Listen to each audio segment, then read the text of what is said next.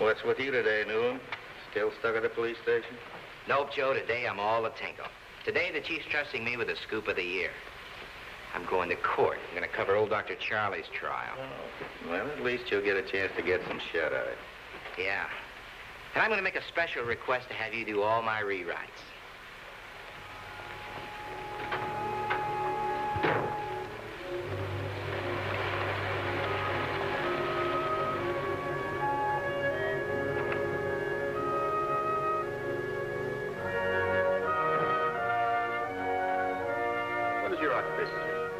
I'm an insurance salesman.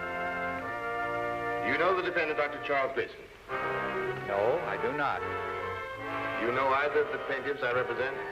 No, sir. I miss anything, Smitty? Ah, they're still picking the jury. And I mean picking.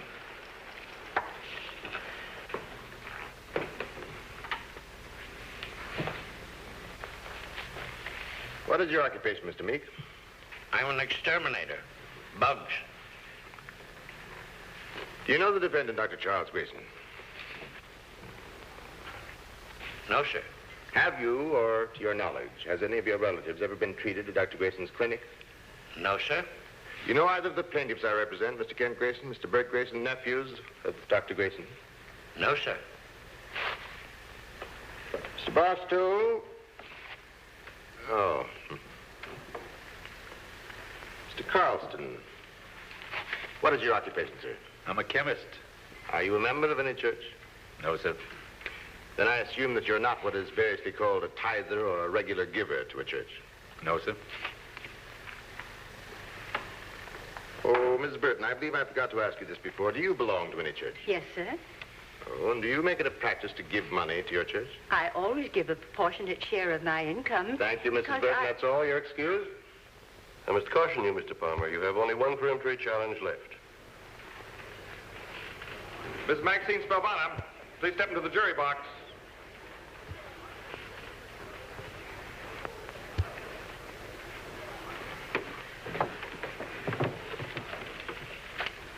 What is your occupation, Mrs. Spelvana? I'm an editorial writer. Are you a member of any church? No, I'm not. Do you believe in the customary practice of giving to a church? I do not. Don't take it so seriously, Peter. This last one is even worse than the others. Look, so far there are no more than 3 or 4 of these jurors who'd be sympathetic to our side. We're not looking for sympathy, Peter. But Dr. Antagonistic jurors such as these appear to be could condemn us in 5 minutes. Don't worry, Peter. It'll be all right. And convincing such a jury will not only vindicate my actions, but also prove the teachings of our Lord. Your turn, Mr. Goober.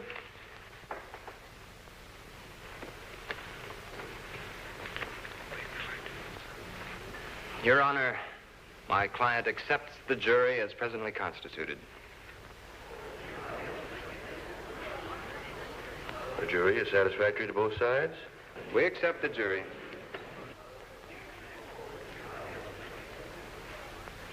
The jury is satisfactory to us. Swear the jury. The jury, please rise. I solemnly swear that you and each of you will well and truly try the matter at issue between Bert and Kent Grayson, the plaintiff, and Dr. Charles Grayson, the defendant, and a true verdict render according to the evidence I hope you got. I do. You may be seated. You may open to the jury, Mr. Palmer.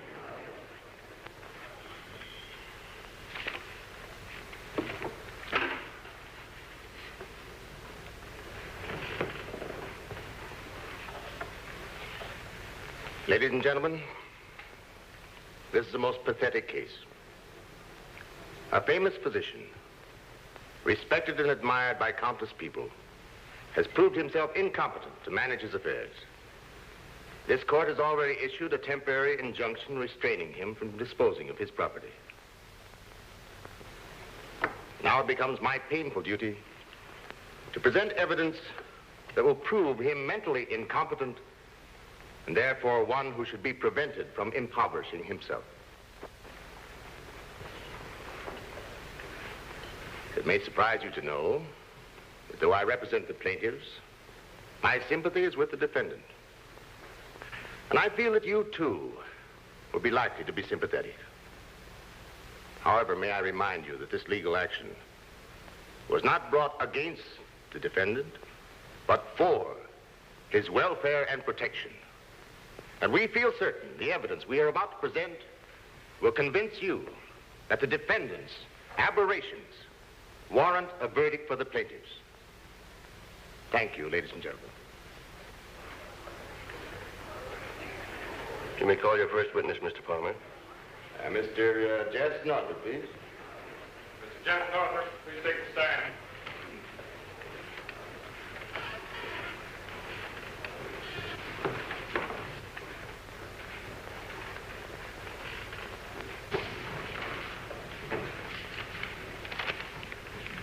Swear to tell the truth and nothing but the truth, so help you God. I do.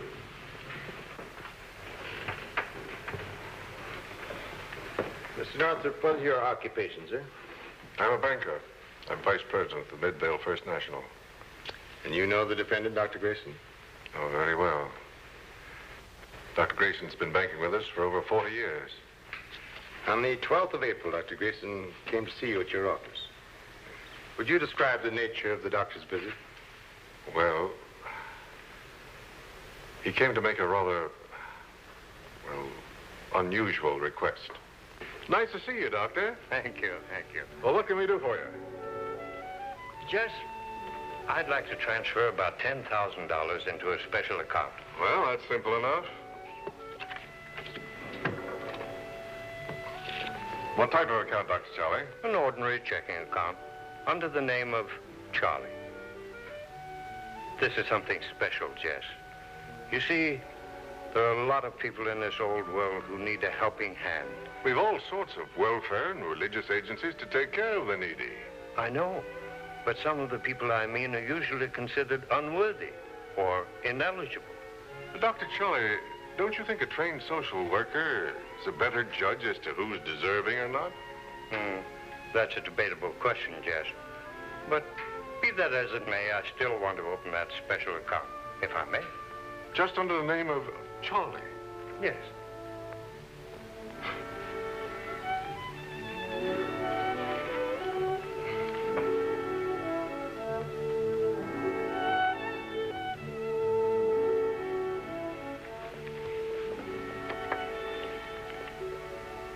And this is the card Dr. Grayson signed that day. Yes, sir, it is. Mr. Northrup, did you form any opinion as to the rationality of Dr. Grayson's request? I object. I'd rather not answer that question, Your Honor. Objection sustained. Your witness, Mr. Grover.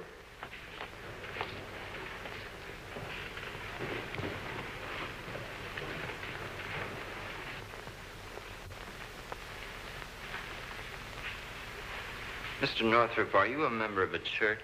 I object. Whether or not the witness is a member of the church is irrelevant. Your Honor, the question may appear irrelevant now, but we intend to show its relevancy later. Then if the court still deems it irrelevant, we will agree that it be stricken from the record. Very well. Proceed, Mr. Grover. Are you a member of a church, Mr. Northrup? Yes, sir. And, do you contribute to your church? Yes, naturally. How, sir? Oh, in various ways. Such as what? Well, I give money. I teach a Bible class. I also act as usher. Oh, I serve on various committees.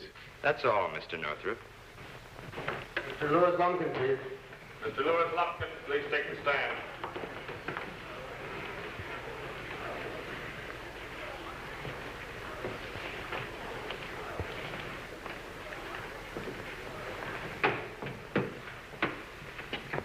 You swear to tell the truth and nothing but the truth, so help you God. Yeah, sure. You may sit down, sir. You are Louis Lumpkin, also known as Louis. Yeah, that's right. What is your occupation, Louis? Well, right now I'm unemployed. And what do you do when employed? Oh, lots of things. According to police records of your conviction, some of your previous occupations have been bookmaking, swindling, shoplifting. I object. Your Honor, if the court pleases, this is an adverse witness. Establishing his character is of prime importance. We are seeking to show that a mentally competent individual would not associate with the witness. Objection overruled. Proceed. Louis, will you describe how and when you first met the defendant? Well, it was a couple of months ago. I'm walking across Washington Park.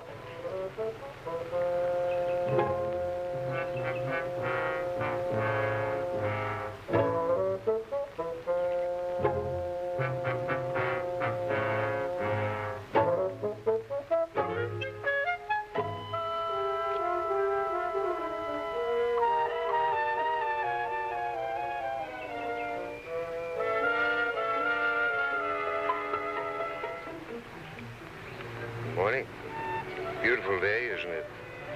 Yeah, maybe. Some people.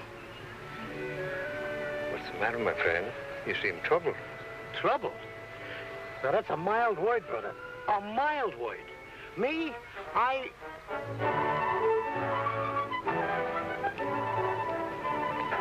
Hello, Doctor. How are you? Good morning. Well, Louis. When they let you out?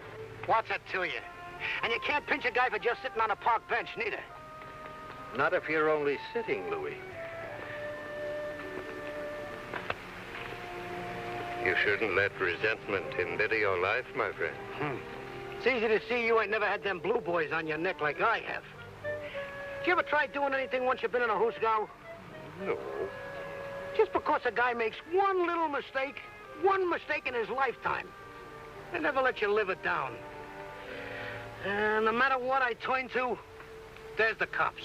Always putting a crimp on me. What is your line of work, Louis? Oh, anything to make a couple of bucks. Only, some days it don't even pay to get out of bed.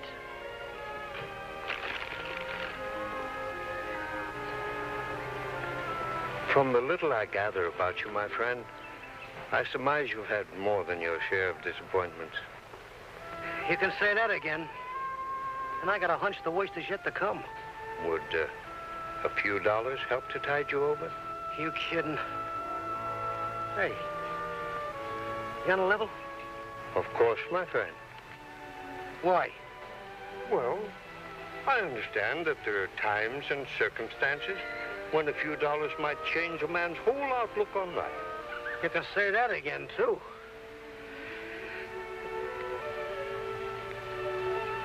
Hey, Mac. About how much can you spare? Would $50 be any help? 50? Hey, now look, Mac. If you got that kind of dough to toss around... I merely wish to help you get a new lease on life, Louis. Now, the full name is... Lumpkin. Lumpkin. Lumpkin.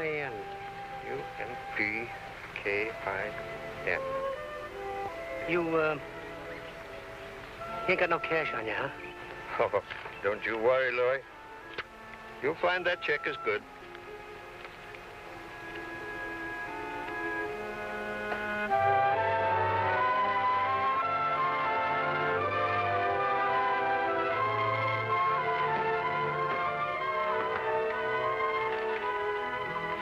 $10, $20, $30, $40, $50. Thank you, sir.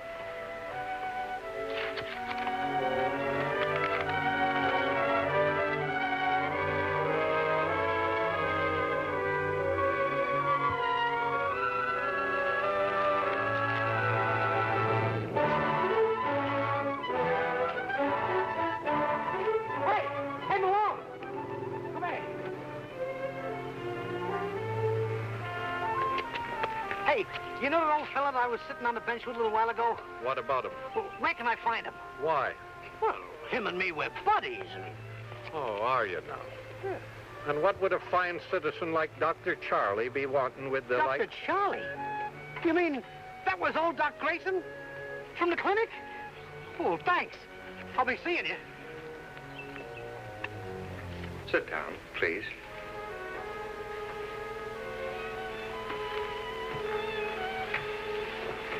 Doc, this is the Mrs. Dalton I was telling you about.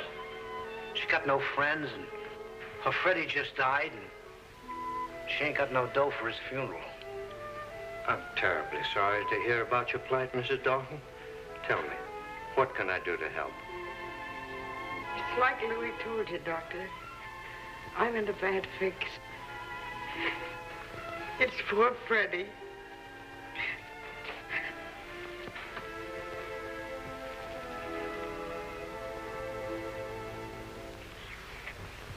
And altogether, how much did you receive from Dr. Grayson for Freddie's funeral, Mrs. Dalton? $400. And how much did you give back to Louis? 200. And lastly, Miss Dalton, who was Freddie?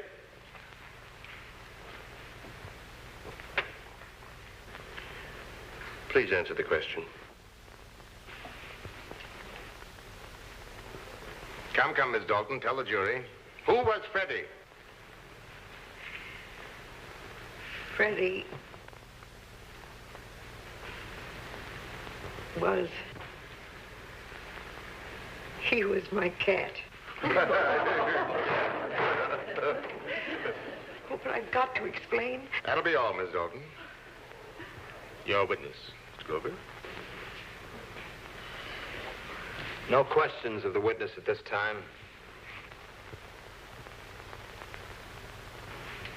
Miss Mary Biddle, please. Mrs. Mary Biddle, please take the stand.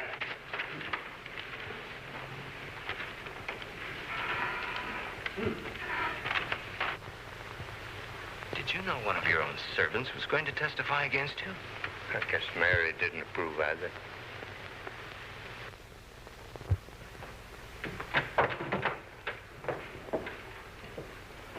Swear to tell the truth and nothing but the truth, so help you God. I do. Sit down, please. Mrs. Biddle, you and your husband John are employed as housekeepers for Dr. Grayson. Is that correct? That's right. You recall Dr. Grayson having a visitor, Reverend William Goodwin, coming to the house in the afternoon of May the 19th? Yes, and this was the third visit the preacher made.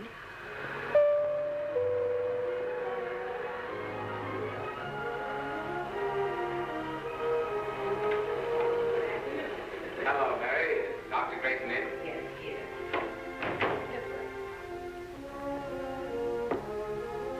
Lovely day, isn't it? Yes, it is. Doctor, Mr. Goodwin is here to see you. Fine. Pastor, come in, come in. Thank you, Doctor. I dropped in to talk further with you about that special gift to our church. Oh, sit down, will you? Thank you.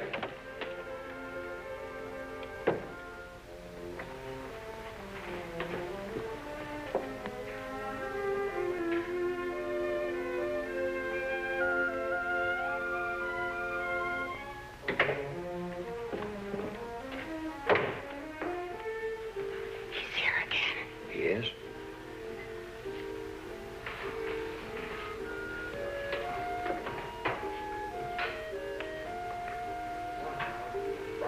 Whatever it is, he sure is a convincing talker. Give him time enough and he'll hypnotize the doctor into agreeing to anything.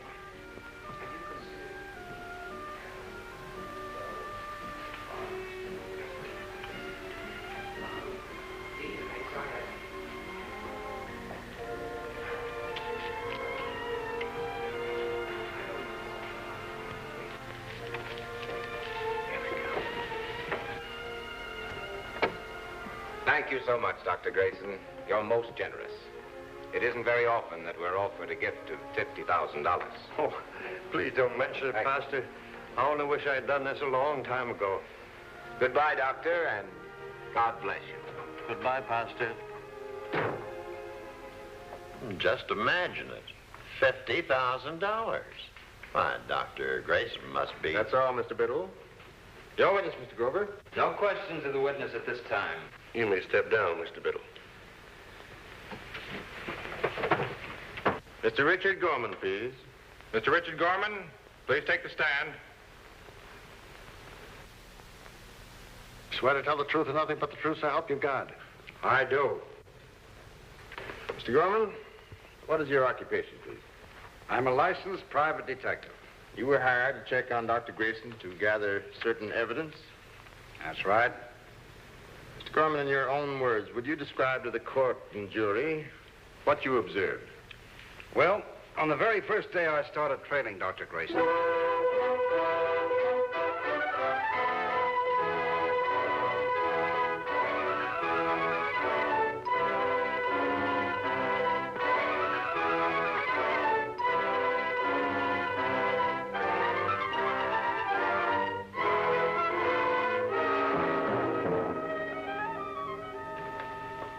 Ladies and gentlemen, there are times when half-truths are worse than deliberate perjury. I object.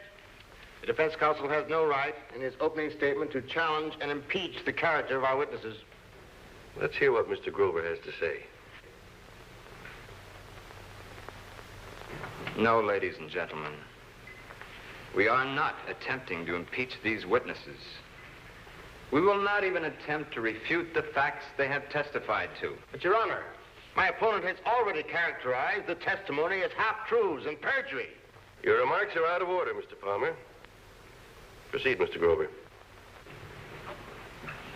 Ladies and gentlemen, to enable you to reach a just verdict, we will recall some of these witnesses and by their own additional testimony prove that the so-called aberrations of the defendant were in truth the sane impulses of a benevolent and godly man. A man who realized that he never could have reached the pinnacle of success without divine help. A man who came to feel that all of his worldly goods and possessions were not actually his, but God's. Would you please call the Reverend William Goodwin? Reverend William Goodman, please take a stand.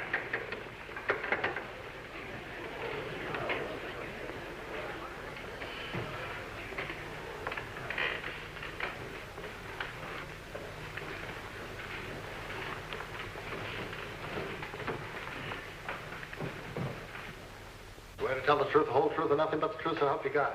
I do.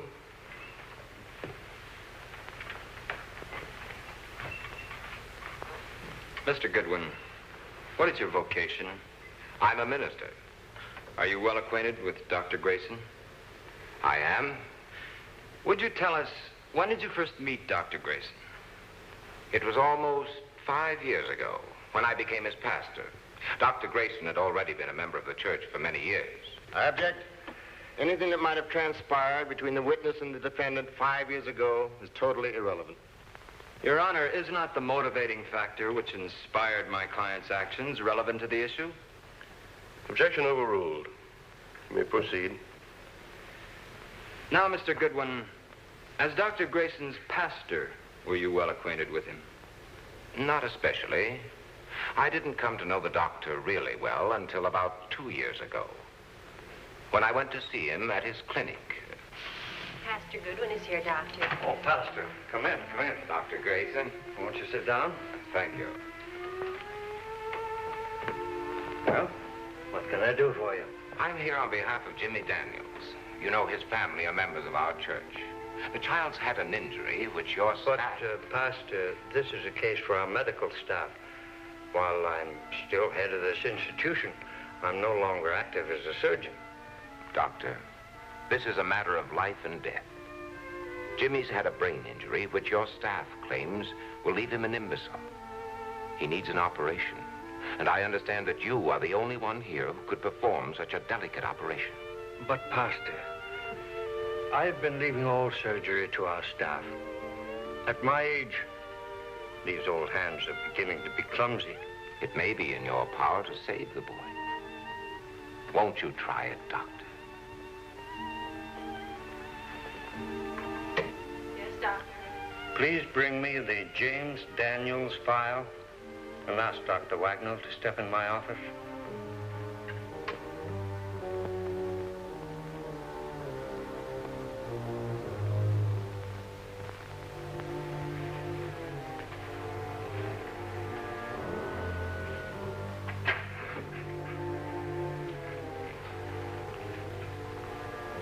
You still don't believe you can do the surgery, Dr. Wagner? I'd rather not, Doctor. Then, will you assist me? Doctor, would you stake your reputation on one impossible operation? Impossible? Who except God can tell what is impossible? Very well, Doctor. I'll assist you. Thank you, George.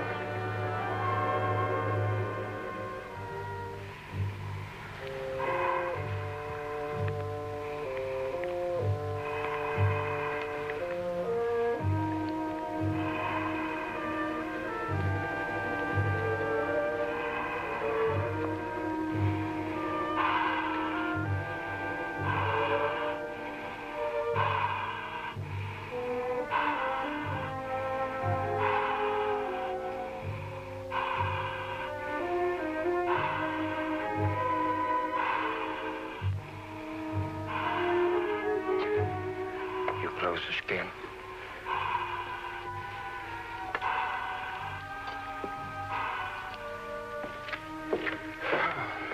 I'm glad that's over.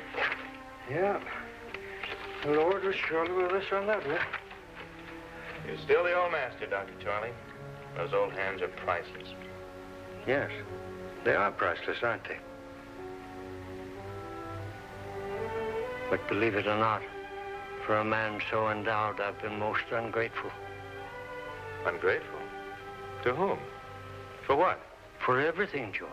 For these God-given hands. For the fame and fortune they brought me. But what's much more, the opportunity to use them. But you've earned it all. You're a self-made man. A self-made man. No, George. I'm what I am only by the grace of God. Everything I have, I owe to God. For no man can really call anything his own, because he's merely the steward of the things committed to him by the Lord. I object.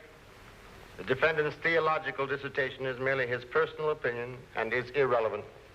Your Honor, the opinion my client has expressed is relevant, for it definitely illustrates Dr. Grayson's reasoning powers and mental competence. Objection overruled. Proceed, Mr. Grover.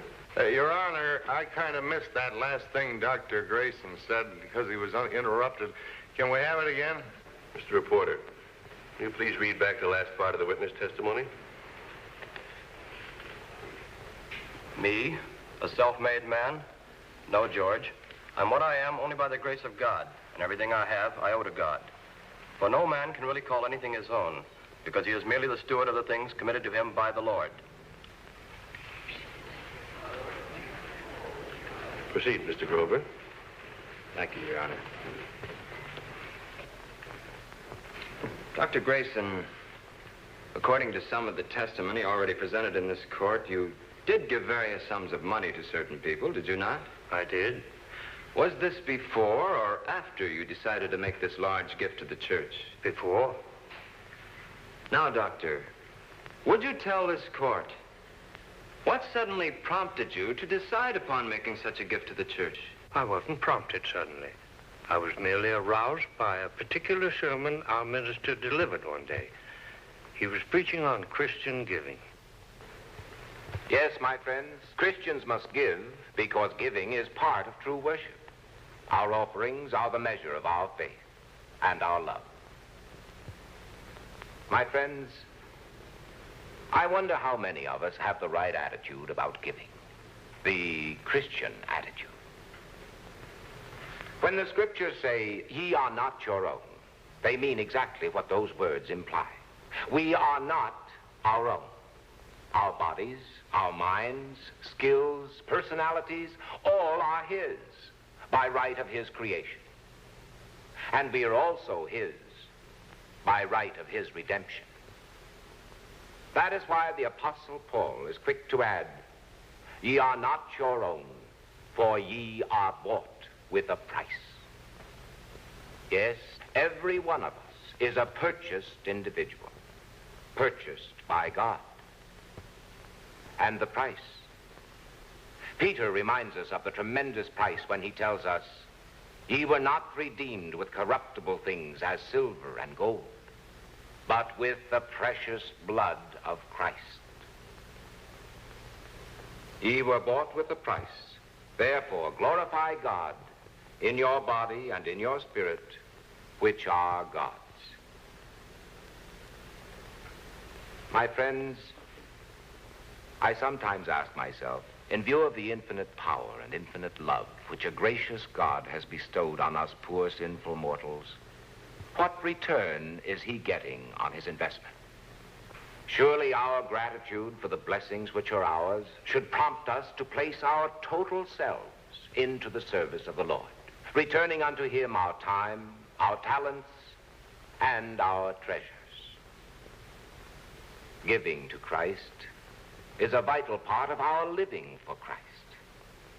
The stewardship of the gospel is our obligation, our responsibility. And if God so loved us that he gave his only Son for our eternal salvation, should we not express our gratitude and return Christ's love for us by liberally supporting his program for spreading the gospel at home and abroad? Remember this. The purse always follows the heart. If we are his, and surely we are, then let us be used for his purposes. That his name may be hallowed, that his kingdom may come, that his will be done.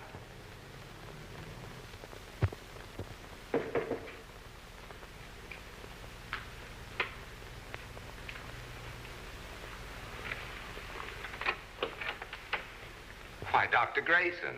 Good afternoon, Pastor. How have you been? Very well indeed, thank you. Good. Won't you sit down? Thank you.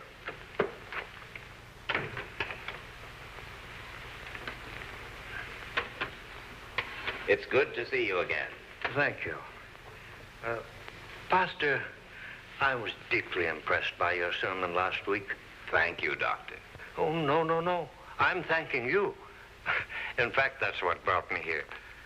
You know, before listening to your sermon, I had always thought I was practicing the principles of Christian stewardship. You have been one of our most liberal contributors, Doctor. That's just it. I've been only a contributor, not a steward. But now, I know, as you put it in your sermon, that the Lord isn't looking for only contributors. I mean, well, people peel $1 or $2 from the top of their billfolds and toss it to the Lord like a tip to a waiter. Very aptly put, Doctor. And I feel that my giving has been too impersonal, more like paying taxes.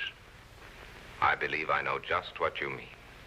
Sometimes we find ourselves keeping our gratitude to Christ in this pocket, and we do our giving from this pocket.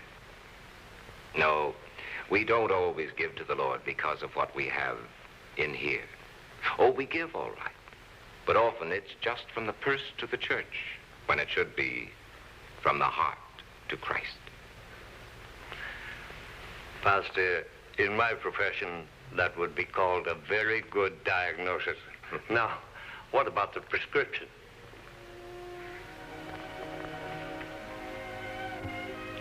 Early in my ministry, my mother gave me a prescription. William, she said, whatever you do in life, whatever that may be, do it as unto Christ. For me, these 3 words have spelled the difference between a humdrum ministry and one of real satisfaction. Somehow, I feel that if all of us, every day, could get that particular sense of doing and giving as unto Christ, we'd not only give more, but we'd derive more joy and satisfaction from it. Pastor, I've been thinking. I want to do something as unto Christ. I'd like to make an offering of $50,000. Why, Doctor, that's wonderful, Doctor.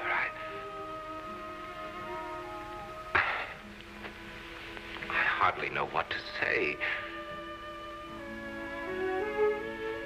Have you decided how you'd like your gift to be used?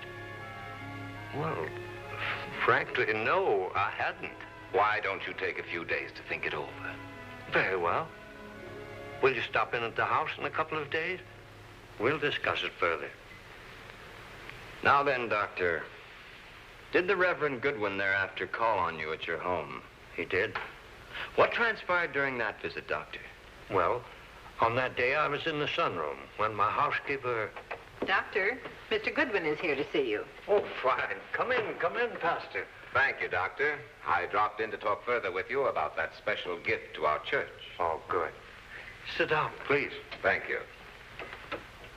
Well, Pastor, as you suggested, I've given the matter much thought. And have you decided how your gift should be used? Yes.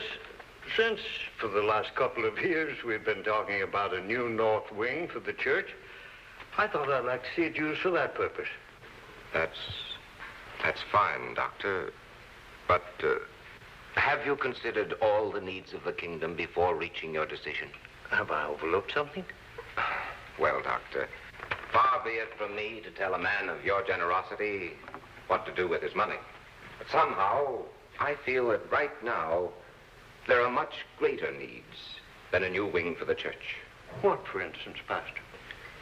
Have you considered the desperate need for the gospel on all of our far-flung mission fronts? Just think of the destitution, hunger, fear, anxiety, the spiritual and moral chaos in every section of the world today. And then think of the struggle we're having to keep our missions properly manned and supported here and abroad. Forgive me, Doctor. It's just that I know you'd want your gift to do the greatest possible good. Pastor, when you were at the seminary, they didn't give you a course in salesmanship, did they? No, Doctor. My job isn't selling. It's just telling. I can only tell our people what the needs are. And I thank you for your guidance. You know, Pastor, mind you, I'm not saying that the church isn't going to get that new north wing. But I am saying that this $50,000 will go to our missions. Splendid. Splendid. And I'm sure you'll be very happy with this decision. You know, Pastor, this time, I feel that I'm giving as unto Christ. So, after the pastor left, I went to my nephew's office to ask them to make out the check. Dr. Grayson, you've heard the testimony of Mary and John Biddle, the witnesses for the plaintiffs? Yes.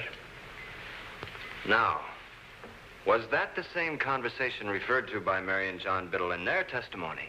Yes. Your witness, Mr. Palmer.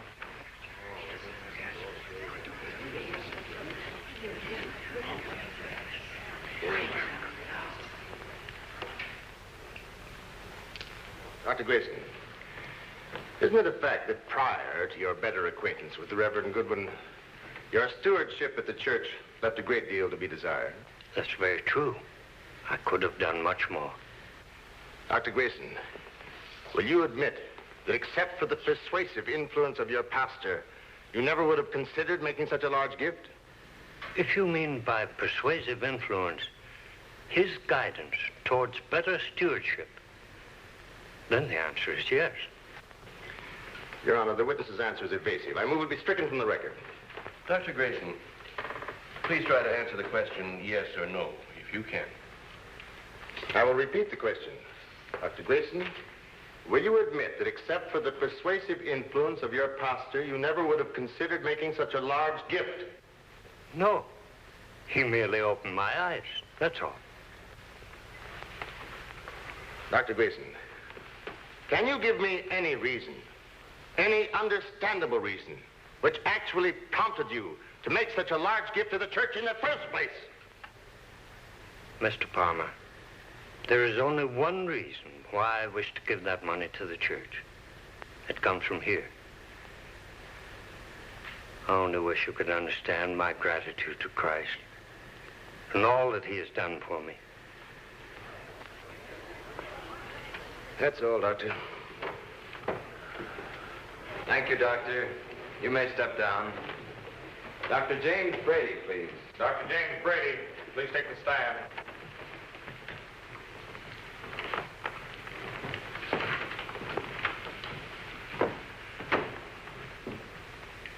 Swear to tell the truth and nothing but the truth, so help you God. I do.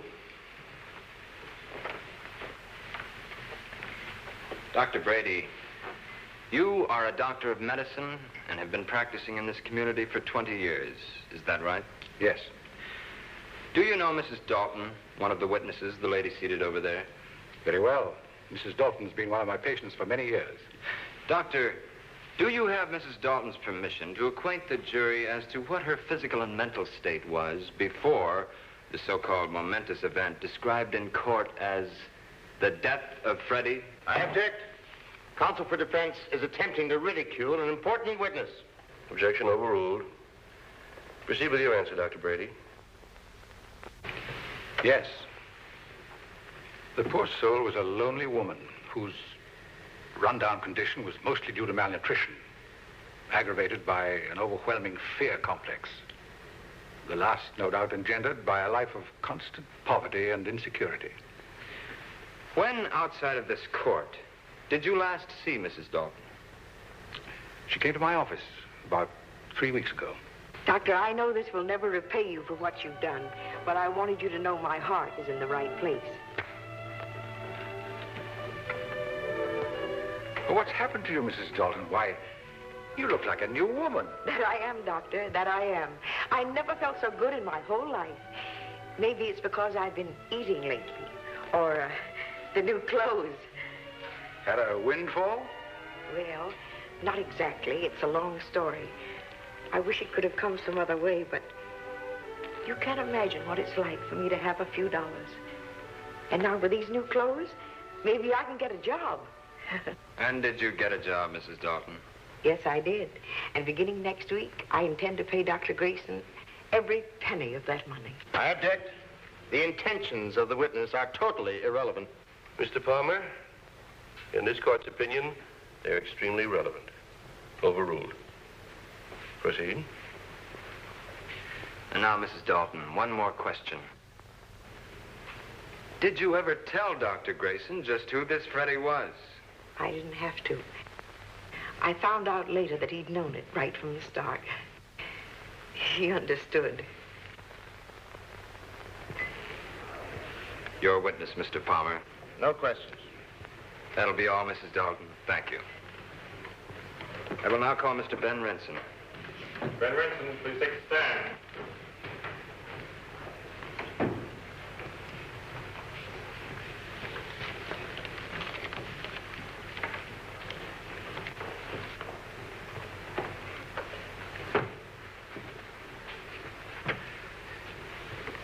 Swear to tell the truth and nothing but the truth, so help you God. I do.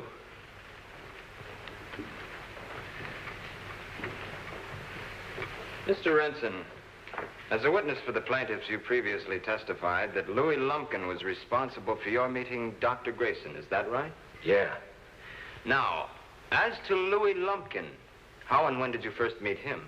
Well, we roomed together for 2 years in the big house. By the big house, you mean the state penitentiary? Yeah, we served a stretch together. What is your present means of livelihood, Mr. Renson? Huh? I got the magazine and candy stand in the lobby of the Wilson building. Ever been in any legitimate business before? No. This is the first break I ever got. Nobody never give me a chance before. How much of an investment does your stand represent, Mr. Renson? $1G. $1,000. Louis took me over to clip the doc out of $1,000. You mean to help rehabilitate you Dr. Grayson advanced you $1,000 to invest in a legitimate business, is that right? That's right. But when my wife heard what me and Louis were going to pull, she made me go through with the deal and buy the stand. Better than that, the half I was going to kick back to Louis, she made me return to the dock. And are you happy and contented with what you're doing now? Are you kidding? Sure I'm happy. Thank you, Mr. Renson. Your witness, Mr. Palmer. Mr. Renson. What else do you sell at this so-called magazine and candy stand? Peanuts, popcorn, and comic books for kids. Oh, come now, Mr. Renson. Isn't the stand a front for some illegal enterprise? Don't you take bets on horse racing? No, sir, not mine. You must have been placing your bets someplace else. Considering your past record, Mr. Renson, it is only natural to assume that you would turn to some illegal means. I object. The counsel's remarks are deliberately calculated to prejudice the jury. Your Honor, I'm merely leading up to an objective question to prove our contention that Dr. Grayson is irrational. For that matter, if I did not personally believe the defendant was crazy, why... This is outrageous, Your Honor. I move the counsel's remarks be stricken from the records on the grounds that...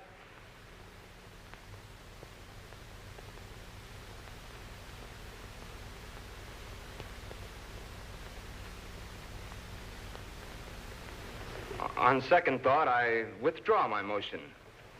Let the remarks stand.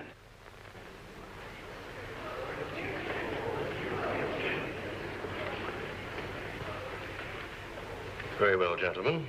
Proceed, Mr. Palmer. No further question. Call your next witness, Mr. Grover. Mr. Palmer, will you please take the stand?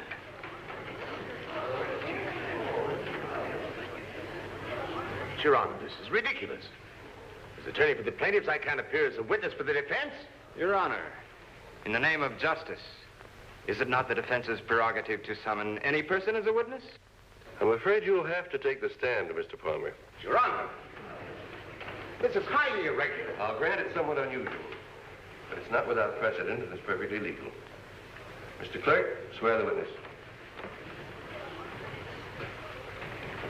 Swear to tell the truth and nothing but the truth, so help you God. I do. Mr. Palmer, you made a remark a few moments ago that in your opinion, Dr. Grayson is crazy.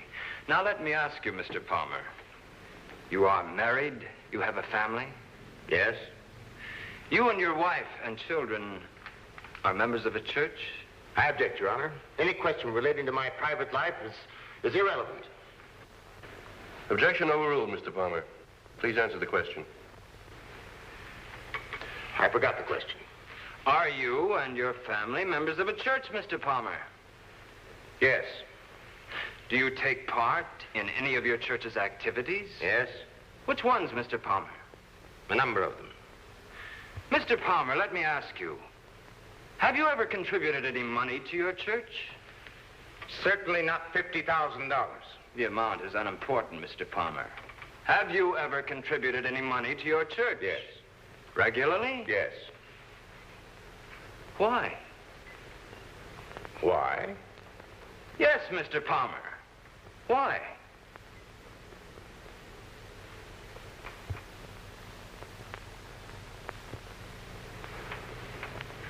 Why?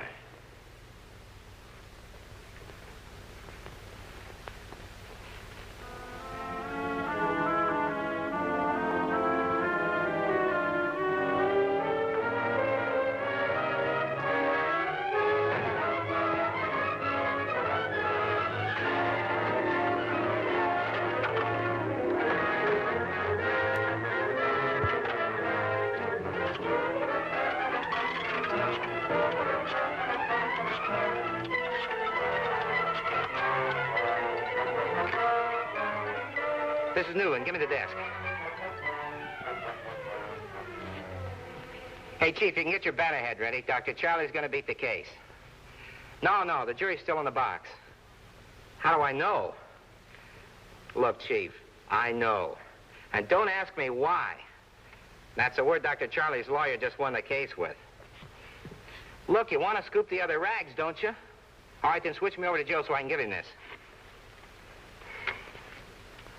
Hello, Joe. Now get this. The Dr. Grayson case reached an unexpected dramatic climax today when...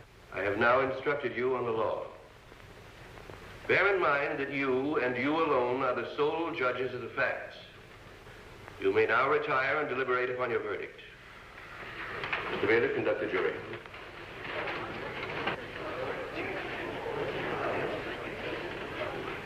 Your Honor, it will not be necessary for us to retire. The jury has already arrived at a verdict. What is your verdict? We find for the defendant, Dr. Grayson.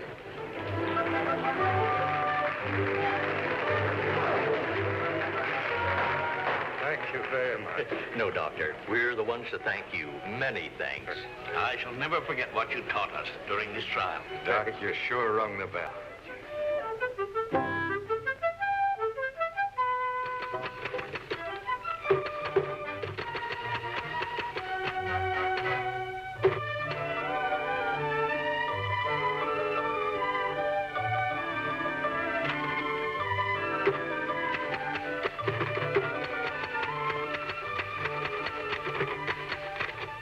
Yeah, I got it.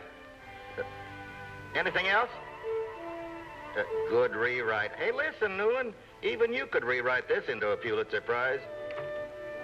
Yeah, so what?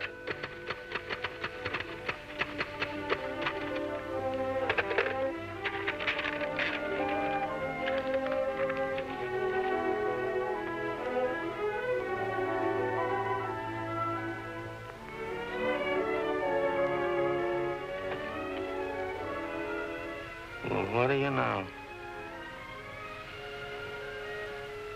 The sun's breaking through.